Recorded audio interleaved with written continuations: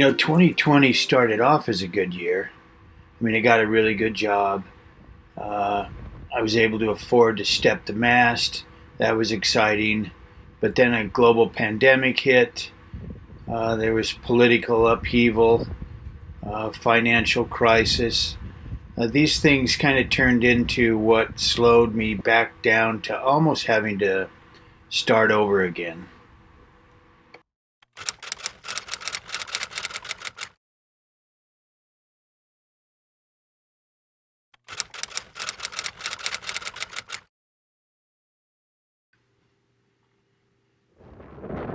When the pandemic hit, my job shut down and I returned to the boatyard. And a couple days later, the boatyard shut down. It was pretty eerie. I mean, I was out there all alone, just the birds and Missy and I, and we walked around sort of in silence. Nobody was moving anywhere. It was no cars, no boats, no fishermen. Everything that you would see normally was gone. It was really quiet. But it didn't take long to get used to it, and in the end, all as there was to do was work on the boat, and it's exactly what we did. What are you doing, Missy? Let's go to work.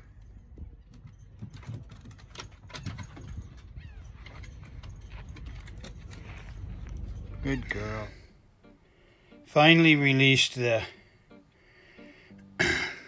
I don't know what part that is to the refrigeration system, but I'm getting the old broken down stuff out of the bilge and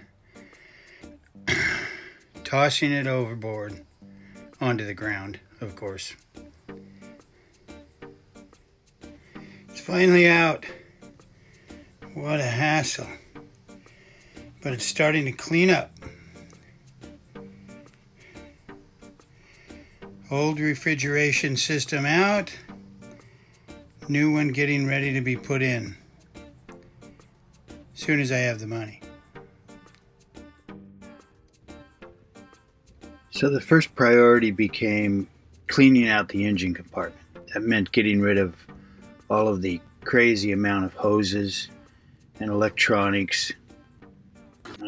Once we got the air conditioning or the refrigeration unit out, we just started eliminating all of the wires and the hoses, and I started scrubbing it down and then sanding it, and eventually I was able to get it painted, and it really started to look good, a lot more organized than it was.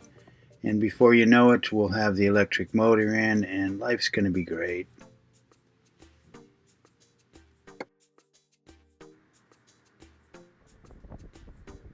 The next project was to start sanding the brightwork, at least up on the deck. It was so weathered, it looked terrible. But after a few days, sanding and grinding and sanding more, it started to come together. It was looking better and better, and it was actually something that lifted the spirits. Everything was so quiet around there that getting something done visually was really good for me, and made me happy. It was nice, and it started to look great on top of that.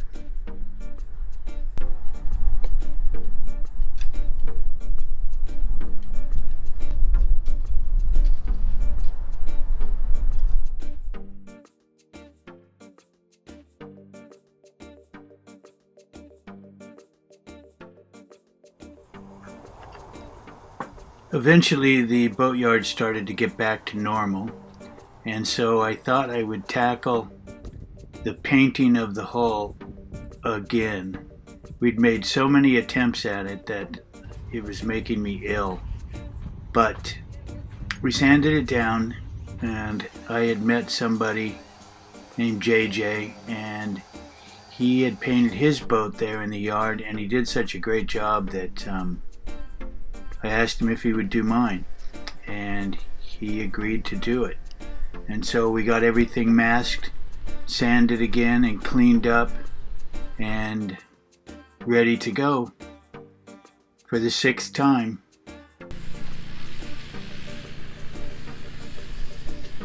So JJ showed up, got right to work, and the rest is history.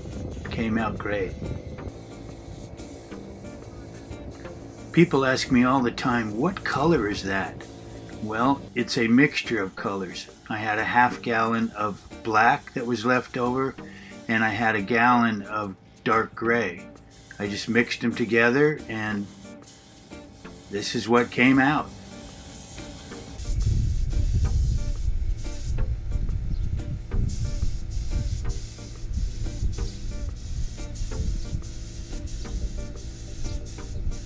Eventually I painted the boot stripe, which was a little harder than I thought. Then I painted the cove stripe.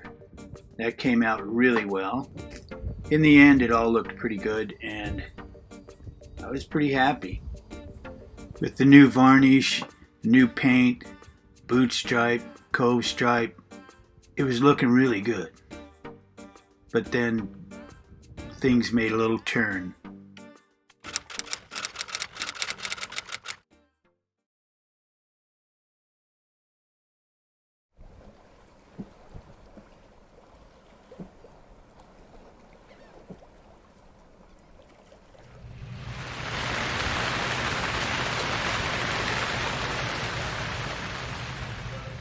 As the hurricane approached, I got out of the boat, went to the office and just hunkered down there and was going to wait it out overnight to see what happened.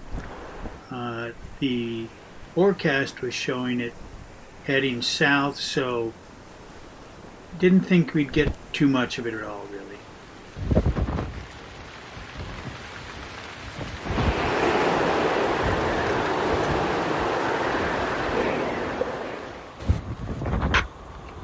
Things blew pretty hard for most of the day. There was a bit of a storm surge that came up right around 3 feet or so, but it was supposed to kind of turn south and things were going to calm down. At least so I thought. Nightfall hit. I went back aboard the boat, but then the weather started to turn and things started getting a little sketchy. See that green dot? No, that little green dot. That's me. That was me about a half hour before all hell broke loose.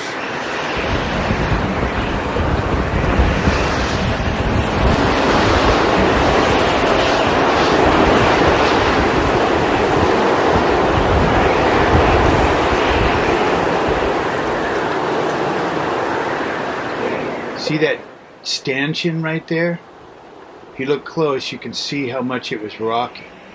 The boat was in the jack stands and rocking that hard. I thought for sure it was going to go over, and I couldn't get off. So the next morning, after the storm had passed and everything had settled down, I had a chance to reflect on it, and I can tell you I should not have been on that boat that night. I really had no way of knowing that the storm was going to turn and head north again, but it was a dumb thing to do. Once I was on, I couldn't get off, and it came out all right.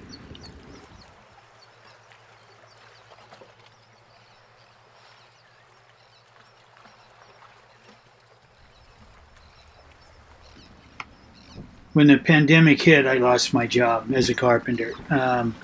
But a couple months later, the owner of the boatyard wanted to take this old building and turned it into a palapa bar. And he hired me to build the bar and sort of refurbish the thing, and I eventually ended up overseeing the project. So I was working again. Turned out pretty good. And the bar turned out pretty good. I had fun doing it. It was right on the water. The pay was good. You know, every once in a while something works out. And in this case it did. Once the bar was complete, I had this idea about building a deck to give a little more seating outdoors. I asked my friend Todd from the YouTube channel Spoon Drifters if he'd give me a hand. He did. and together we built this deck, and I thought it came out really great. It just made things so much better, and it was right on the water. Couldn't beat it. You know, people ask me all the time, how can I afford to build this boat? Well, the answer is simple. I pick up these carpentry jobs wherever I can get them. Usually one leads to another, and then that one leads to something else. In this case, I've been really fortunate because the work's been right here in the boatyard. After building the bar and the deck, I was given an opportunity to manage the office here at the boatyard. So now I have a full-time job, and I'm able to take anywhere from 70 to 80% of my check every week and put it towards my boat. That makes me way ahead of where I was. And what used to be months is now only weeks until I have Malu back in the water.